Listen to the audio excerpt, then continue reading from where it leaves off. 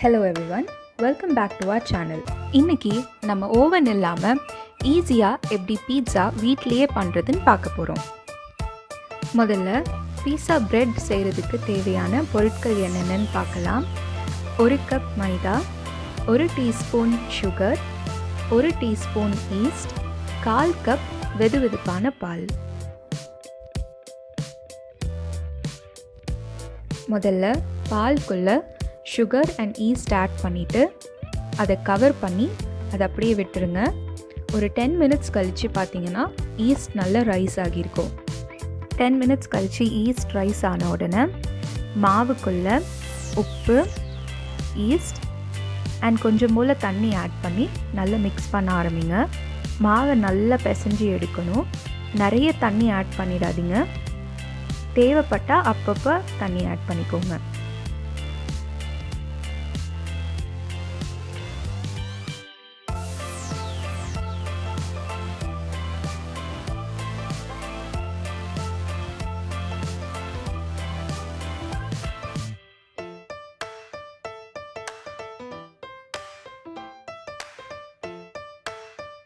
உங்ககிட்ட இப்போ ஈஸ்ட் வீட்டில் இல்லைன்னா மாவு கூட 1/2 teaspoon baking powder, 1/2 teaspoon baking soda, 1 table spoon எண்ணெய், 1/2 கப் தயிர், இது எல்லாம் சேர்த்து நல்லா பிசைஞ்சு வச்சுக்கோங்க. இந்த இன்க்ரீடியன்ட்ஸ் ஆட் பண்ணாலே ஈஸ்ட் சேர்த்தா எப்படி மாவு ரைஸ் ஆகி நல்லா சாஃப்டாக வருமோ அதே போல் வந்துடும் உங்களுக்கு.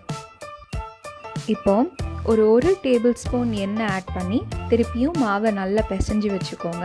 பிசைஞ்சு வச்சுருக்கிற மாவு காஞ்சி போகாமல் இருக்கிறதுக்கு ஆயிலை நல்லா அது மேலே தடவி ஒரு 1 to 2 hours அதை அப்படியே விட்டுடுங்க. ஒரு மூடி போட்டு மூடி வச்சுருங்க. முன்னாடியே சொன்ன மாதிரி மாவு ஒரு 1 to 2 hours அது ரைஸ் ஆகிற வரைக்கும் அப்படியே மூடி வச்சிடணும். பீட்சாவுக்கு தேவையான டாப்பிங்ஸ் என்னென்னு பார்க்கலாம். ஒரு சின்ன சைஸ் வெங்காயம், ஒரு சின்ன தக்காளி அண்ட் ஒரு கேப்சிகமில் ஒரு 1/4 பகுதி எடுத்துக்கோங்க. தேவையான அளவு மொசரல்லா சீஸ் எடுத்துக்கோங்க. அதை ஒரு கிரேட்டரில் நல்லா துருவி வச்சுக்கோங்க.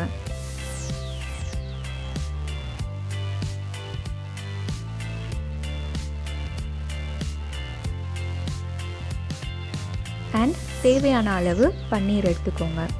அதை கட் பண்ணுறதுக்கு முன்னாடி கொஞ்ச நேரம் சுடு தண்ணியில் ஊற வச்சுருங்க. உங்ககிட்ட ரெடிமேட் பீட்சா சாஸ் இருந்தால் இந்த ஸ்டெப் நீங்கள் ஸ்கிப் பண்ணிக்கலாம். இல்லைனா 1 டீஸ்பூன் வெள்ளைப்பூண்டு எடுத்து அதை சின்னதாக நறுக்கி அது கூட இட்டாலியன் சீசனிங் அண்ட் ஒரு 4 tablespoon tomato ketchup add பண்ணி நல்லா மிக்ஸ் பண்ணி வச்சுக்கோங்க. நறுக்கி வச்சிருக்கிற பன்னீர் கூட மிளகாய்த்தூள், மிளகுத்தூள், ஜீரகத்தூள் அப்புறம் கொஞ்சம் உப்பு ஆட் பண்ணி நல்லா மிக்ஸ் பண்ணிக்கோங்க. எல்லாமே ஒரு பிஞ்ச் ஆட் பண்ணால் போதும்.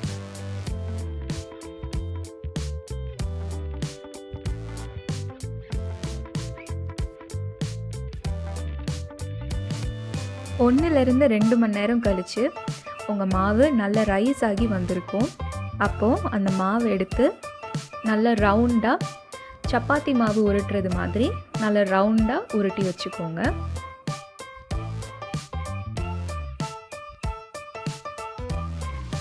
சைட் பை சைட் பீஸாவை எதில் நீங்கள் குக் பண்ண போகிறீங்களோ அந்த தவாவை எடுத்து ரெடியாக வச்சுக்கோங்க.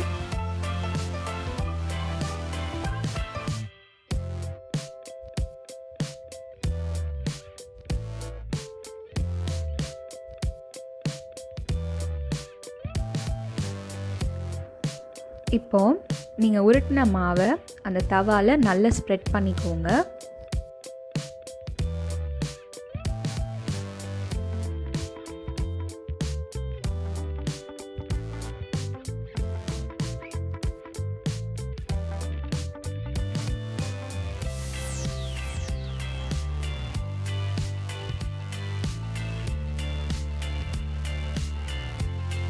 இந்த தவாவை நீங்கள் டைரெக்டாக அடுப்பு மேலே வைக்க போகிறதில்ல.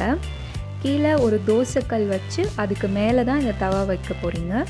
ஸோ அந்த தோசைக்கல்லை இப்போ எடுத்து ஸ்டவ்வில் ஹீட் பண்ணுறதுக்கு வச்சுருங்க. இப்போது மாவை ஒரு ஃபோர்க் வச்சு நல்லா குத்தி விட்டுக்கோங்க. இல்லைனா அது சூடாகிற நேரத்தில் அந்த மாவு அப்படியே எலும்பி வந்துடும்.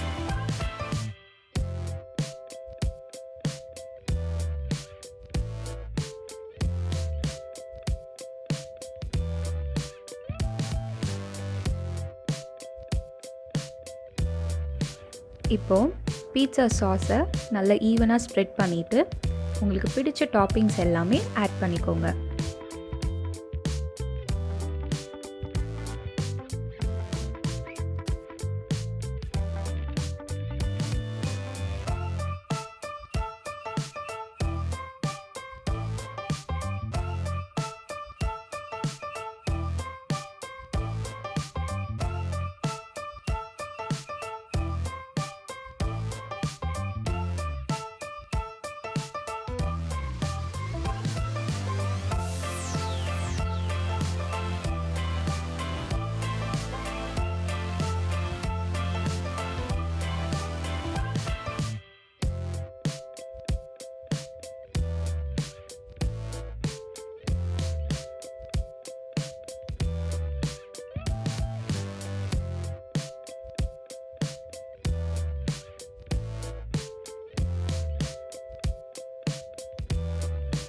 பீட்சாவை வச்சுருக்கிற பேன் கொஞ்சம் சூடாகிறதுக்காக லோ ஃப்ளேமில் இந்த பேனை கொஞ்சம் சுட வைக்க போகிறோம்.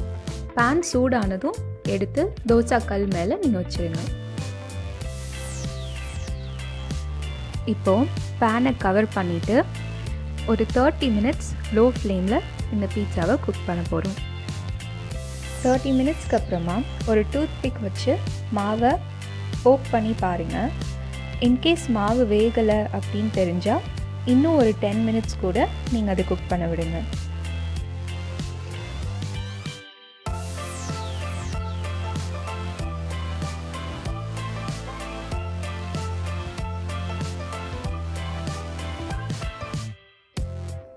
இப்போ நம்ம பன்னீர் பீட்சா ரெடி.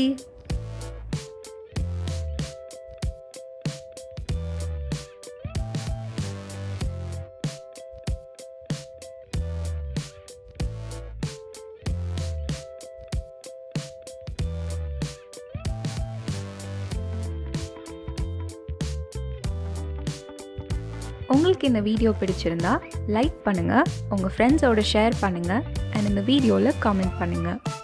அண்ட் மறக்காமல் எங்கள் சேனலுக்கு சப்ஸ்கிரைப் பண்ணுங்கள். அண்ட் ஃப்யூச்சரில் நாங்கள் போடுற வீடியோஸ்க்கு உங்களுக்கு நோட்டிஃபிகேஷன் வரணும்னா கீழே இருக்கிற நோட்டிஃபிகேஷன் பெல்லை ப்ரெஸ் பண்ணுங்கள்.